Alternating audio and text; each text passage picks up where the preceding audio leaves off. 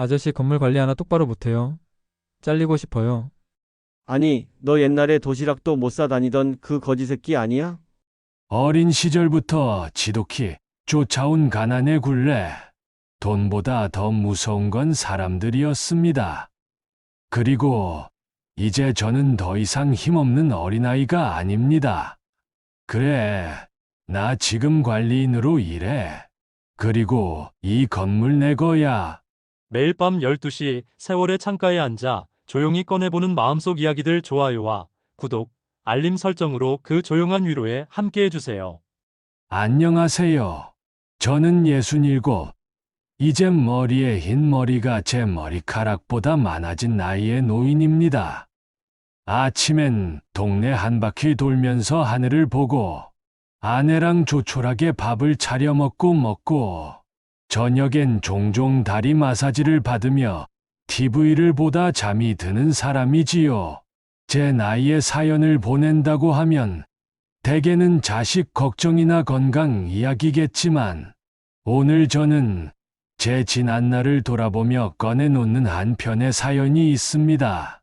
어릴 적 제 삶은 구질구질하다 못해 비참했습니다. 아버지께서 일찍 돌아가시고 어머니는 홀몸으로 저희 형제 넷을 키우셨어요.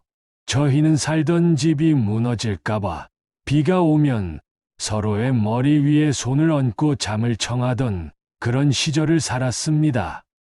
저는 장남이었고 자연스럽게 집안의 기둥이 되었습니다. 학교는 다녔지만 공부보다 더 우선인 건 생존이었습니다. 도시락이 없었습니다.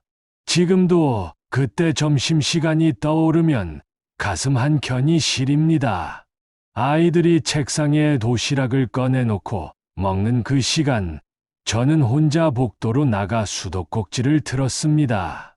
수돗물로 배를 채우던 그 시절, 어쩌다 배에서 꼬르륵 소리라도 나면 아이들이 킥킥거리며 놀렸습니다.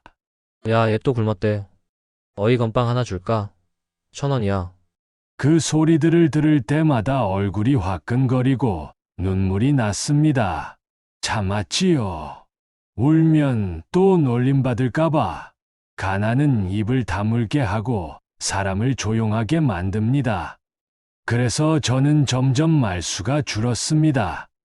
친구도 별로 없었고 굳이 없어서도 괜찮았습니다. 학교는 졸업했지만 대학은 꿈도 못 꿨습니다. 등록금은커녕 입학금도 없었으니까요.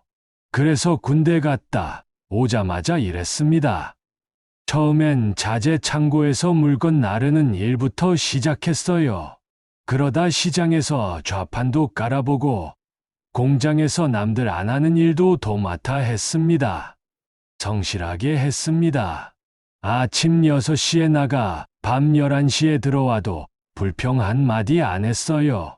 누구에게 보여주기 위해서가 아니라 살아야 했고, 내가 아니면 우리 식구들이 무너질 것 같았기 때문입니다. 그때도 꿈은 있었습니다. 나도 언젠가는 내 가게를 갖자.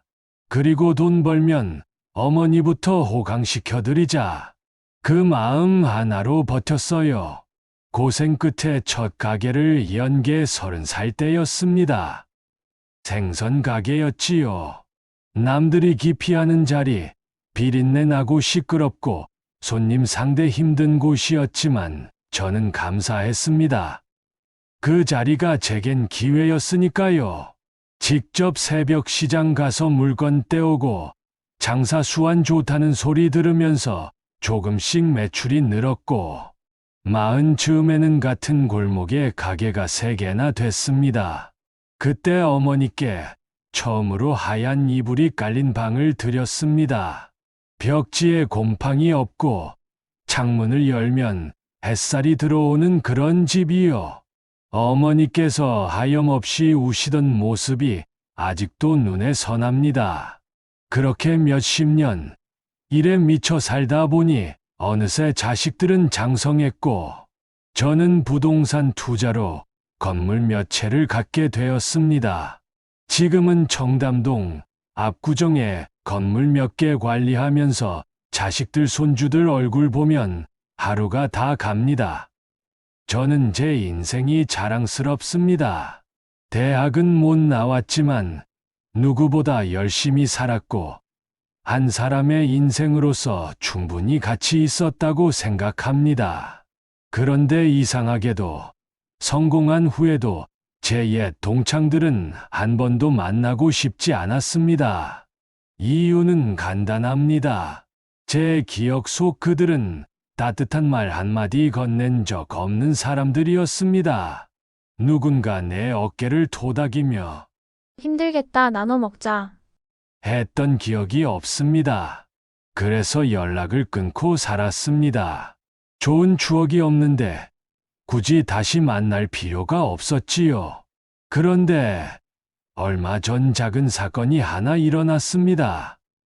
제가 소유한 청담동 건물 중 한 곳, 15층짜리 빌딩인데 그 건물 관리인분이 갑자기 쓰러졌어요. 고혈압 때문이었죠. 병원에 입원했고 가족도 없고 나이도 많으셔서 제가 병원비를 냈습니다. 그리고 유급 휴가를 주고 회복하는 동안 그분이 하시던 일을 제가 맡기로 했습니다. 새 사람을 뽑으면 그분이 나중에 돌아오실 자리가 없어질 것 같아서요. 주변에선 다들 말렸습니다.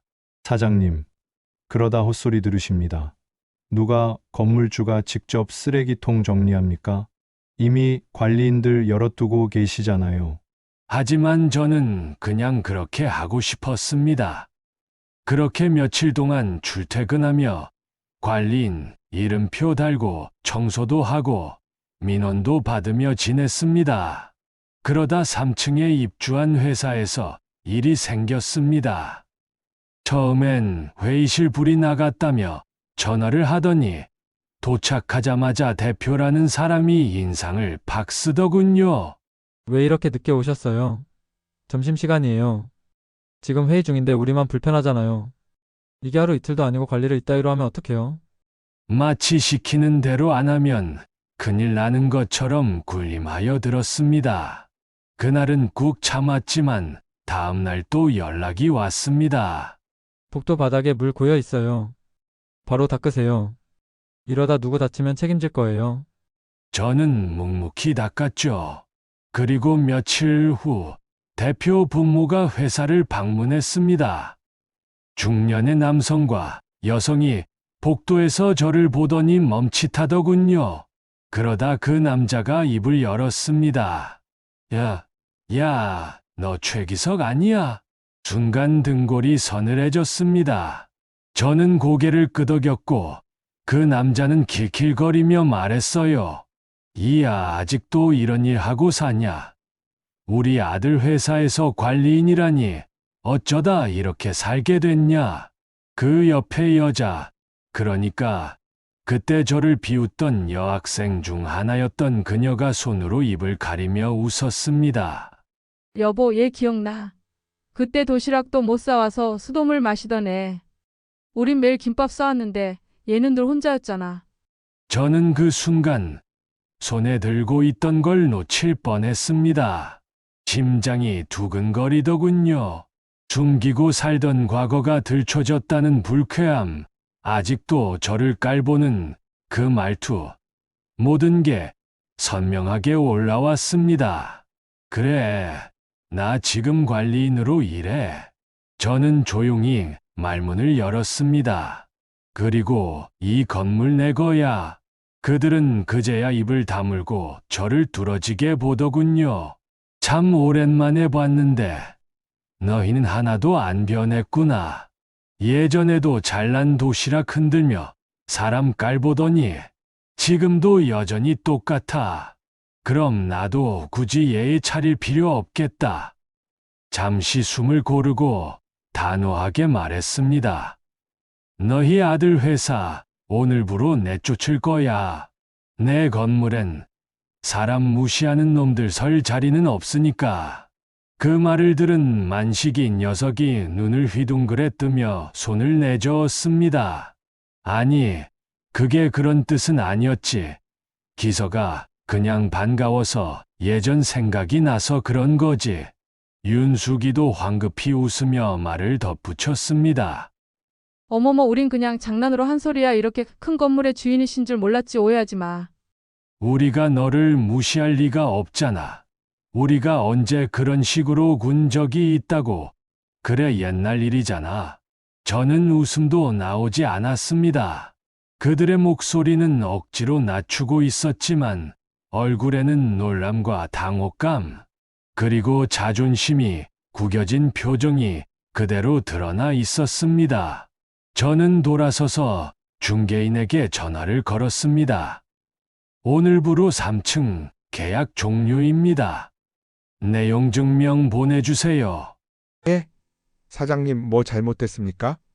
내 건물에 저런 인간들이 더는 들어오지 못하게 해주세요.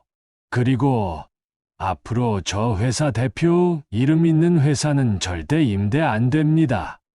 대표는 날벼락을 맞은 듯 화를 냈고 전화도 여러 통 왔지만 다 무시했습니다. 그리고 얼마 지나지 않아 그 회사는 망했습니다. 수익 구조가 제대로 되지 않았고 입주할 곳도 마땅치 않아 투자자들이 빠졌고 직원들도 이직했다더군요. 저는 그 소식 듣고 아무 말 하지 않았습니다.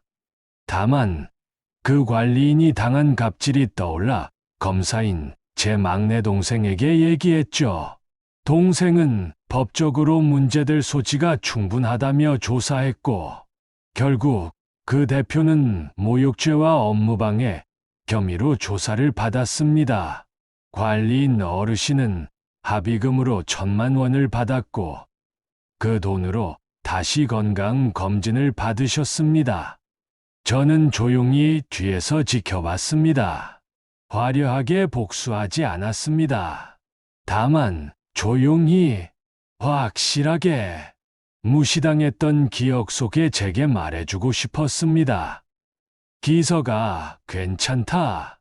내가 참았던 눈물 언젠가 이렇게 돌아온다.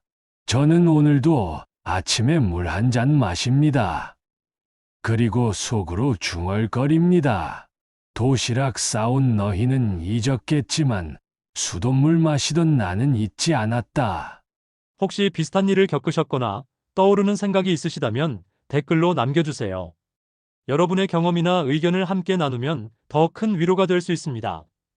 구독과 좋아요는 사연자에게 큰 힘이 됩니다. 감사합니다.